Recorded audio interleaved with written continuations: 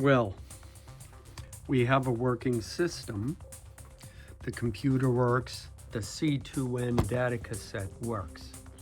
And as you saw in the previous video, I bought new tapes. Here's the issue. Can you read it? Come on, you can focus. This tape contains the final version of all the games I programmed. And it's 40 years old. So we don't know how long this tape will be able to load these games, because the oxide on the cassette degrades over time. So ideally, I would take these and record them into the computer using some audio application so that they are preserved digitally. But how does one do that? Enter the 1530 USB. So this connects to the C2N recorder, and then this connects with the USB. And then that way I can use an audio application to record everything that's on this tape coming out of the data cassette recorder. So we are going to do that now. Oh yeah, and please remember, like, subscribe, and hit the notification bell. So I've checked. It is reading. My sound levels are at where I set them before, these sound levels. I'm going to put it into record, and I'm going to press play. Oh, let me hit 0. It's now playing. There's the click from play. Well, that's another click.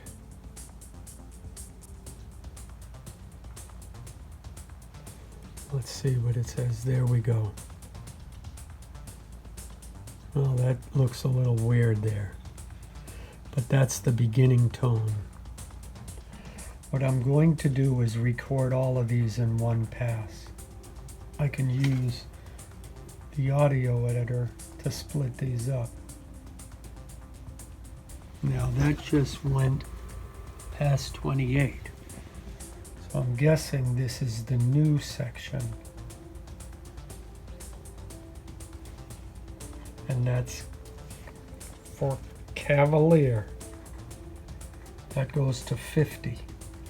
Now I know these levels seem high, but that's the way it's supposed to be done, according to the person who sold this bit of hardware, the 1530 USB.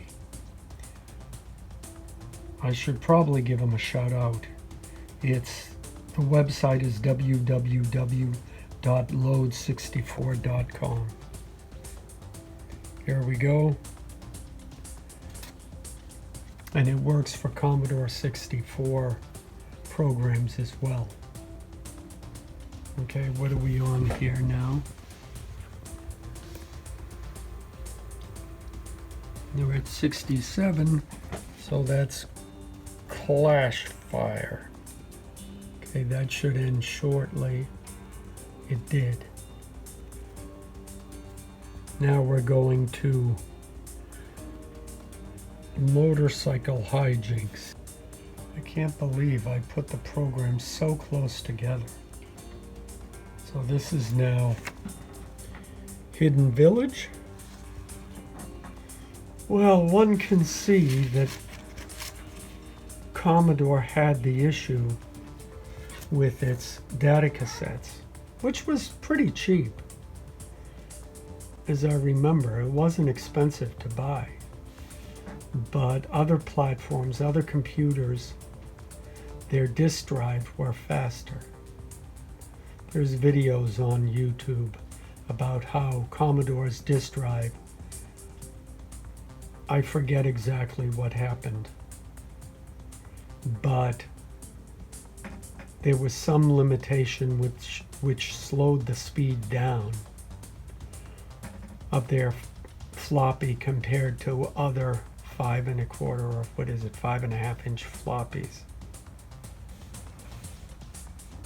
So all of these games, I saw an ad looking for Vic-20 and Commodore 64 programmers, and I went into the office, and the manager was this guy, not much older than me, but I got the sense that he was full of crap. And he gave me the brochure, which I've shown. And I am convinced to this day that it was simply a business this guy had, that he was making too much money and he needed a tax write-off. I don't imagine that he actually made money off of it, but who knows. But they paid something like $250 a game, which for me at that time, being a starving student, was a huge sum of money. Maybe it was less. I just remember, like, I did 2 games.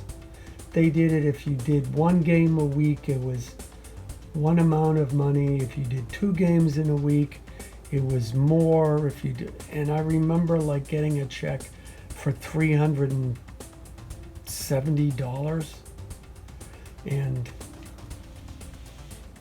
yeah, that was a lot of money back then. This is 1982, making $100, excuse me, almost $400. Jeez.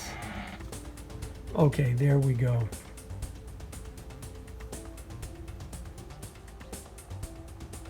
Now we've got the next one, A Day at the Races. Well, as you can see, the counter on these things wasn't exactly accurate. But then most cassette counters, well, that's weird. I wonder why it did that. Well, the other thing to remember is these Hidden Village, Matchmaker, Day at the Races, and Cleanup are all 8K games. Now, Cleanup, the big claim to fame there, and it's only in my own mind that it's famous, is that in the game you're trying to clean up a nuclear reactor. And if you don't do it quickly enough, the reactor starts to overload. So to draw that in BASIC, it would have been too slow. So I programmed it in assembly. I did that and I incorporated it into the BASIC program. So it's still a BASIC program. My BASIC programs were pretty cheesy, let me tell you. I mean, there was, when the character moved, it moved sprite by sprite. I didn't animate anything. It wasn't like I used, like some techniques, they'll use the sprite and then they'll have 4 other sprites and then it overlaps so it looks smooth. I didn't do that. It appears to be, I'm not seeing anything, any weirdness in this, like dips in volume or anything like that. Okay, so that's it for Cleanup. Now, I left some space, and then at 240, this is the assembly program. It should have started, there we go. It's a ping pong type game, and then there's a barrier that they bounce against, and that you're on the right side of the screen with the paddle, and then that barrier on the left that they're bouncing again moves closer and closer to you, so the action gets more intense. The thing I wonder with the Audiotap and the Finaltap programs, oh, there we go. I believe that's it. With those programs, it's checking the data to make sure it's good, and it helps clean it up. But I'm going to let this run a little while longer.